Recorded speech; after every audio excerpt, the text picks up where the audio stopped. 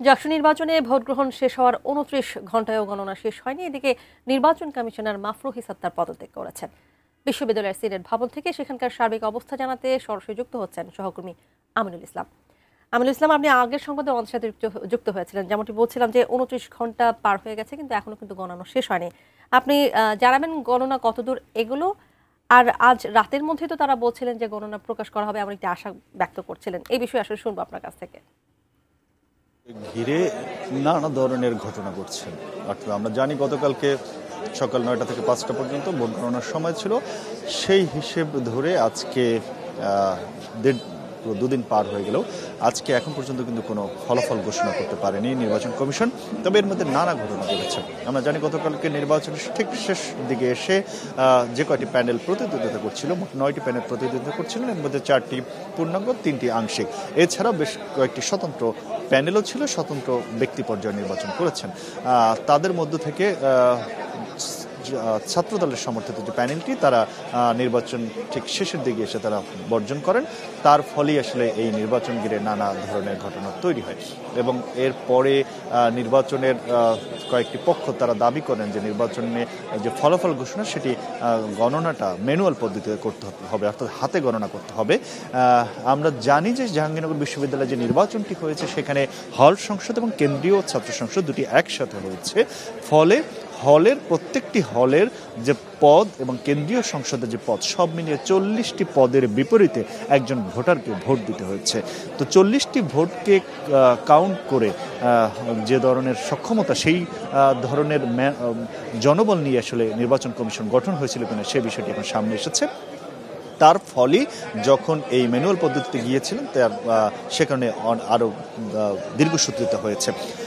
আমরা দেখেছি যে প্রথম হল সংসদের ফলাফল ভোট গণনা করা হয় আজকে সন্ধ্যার মধ্যে।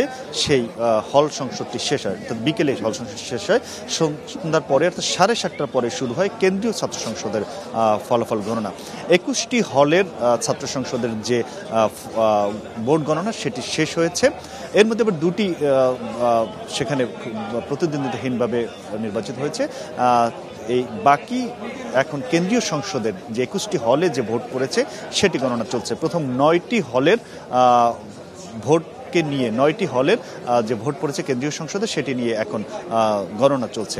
সেটিও কিন্তু শুরু হয়েছে সন্ধ্যা 8টার দিকে, অর্থাৎ সন্ধ্যা 7:30 পরে 8টার দিকে ভোট গণনাটি শুরু হয়। এখন পর্যন্ত কিন্তু এই 9টির ফলাফলও শেষ হয়নি। সেই হিসেব ধরে আমরা আসলে বলতে পারি যে আজকে রাতেও জাহাঙ্গীরনগর বিশ্ববিদ্যালয়ের ফলাফল আসছে না জাকসু নির্বাচনে।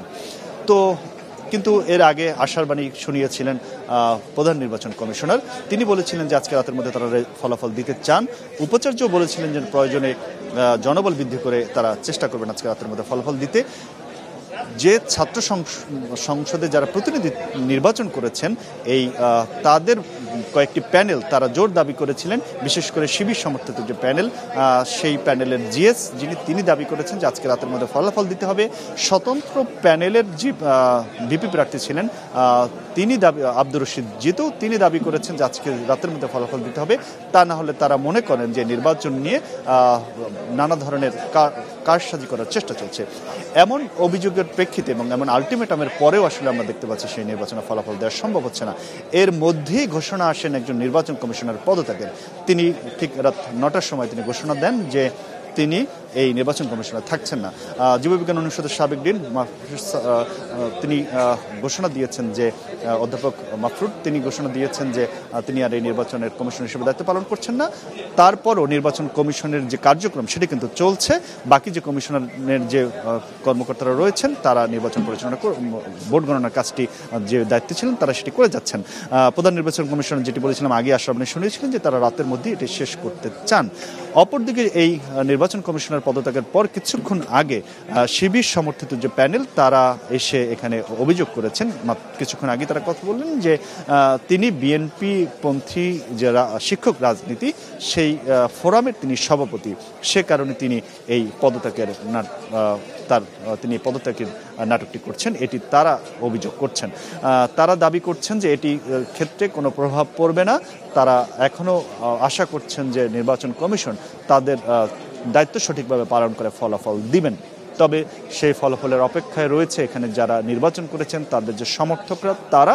তবে সাধারণ শিক্ষার্থীর কথা যদি আমরা বলি, খুব বেশি আসলে তাদের এই যেখানে ভোট গণনা হচ্ছে সিনেট ভবন, নির্বাচন কমিশনের যে কার্যালয় জাকসু নির্বাচনের, সেখানে তাদের আসলে খুব বেশি দেখা যাচ্ছে না। তারা যে হলগুলো রয়েছে, হলের ভিতরে তারা অবস্থান রয়েছে। তবে প্রশাসনের পক্ষ থেকে বাড়তি নিরাপত্তা ব্যবস্থা নেওয়া হয়েছে, ক্যাম্পাসে অতিরিক্ত পুলিশ মোতায়েন করা হয়েছে, অন্যান্য আইন শৃঙ্খলা রক্ষাকারী বাহিনীর সদস্যদেরও আমরা দেখতে পাচ্ছি ক্যাম্পাসে অবস্থান তাদের রয়েছে। সব মিলিয়ে যেহেতু আসলে এত কিছু ঘটনা, সেই মিলিয়ে একটি সবার ভিতরে যে আসলে কখন ফলাফল আসবে সেটি সেটি তারা জানতে চাচ্ছেন। আরেকটি হচ্ছে যারা নির্বাচনের প্রতিদ্বন্দ্বিতা করছেন তাদের অবস্থান সেটিও রয়েছে। তবে ক্যাম্পাস শান্ত রয়েছে, কোনো ধরনের অপ্রীতিকর কোনো পরিস্থিতির তৈরি হয়নি বা সে ধরনের কোনো লক্ষণ আপাতত দেখা যাচ্ছে না। জাকসু নির্বাচন 33 বছর পরে হলেও আসলে 3 দিন লেগে যাচ্ছে সেই ফলাফল দিতে। তো এখন আসলে সেটি আমরা যেহেতু ফলাফলটি পাইনি বা জানতে পারিনি, সেটি আসলে কখন হওয়ার পরে আমরা বলতে পারবো সে কতটা সময় লাগলো। তবে আজকে রাতেও যে সেটি হচ্ছে না, অর্থাৎ দুদিনের মধ্যে যে জাকসু নির্বাচন 33 বছরের পরের যে নির্বাচনটি তারা ফলাফল দিতে পারছে না, সেটি আসলে বলাই চলে।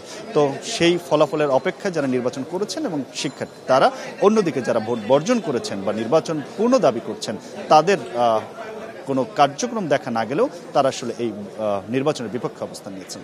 তো এই ছিল জাকসু নির্বাচনের যে পরবর্তী যে ঘটনা প্রবাহ তার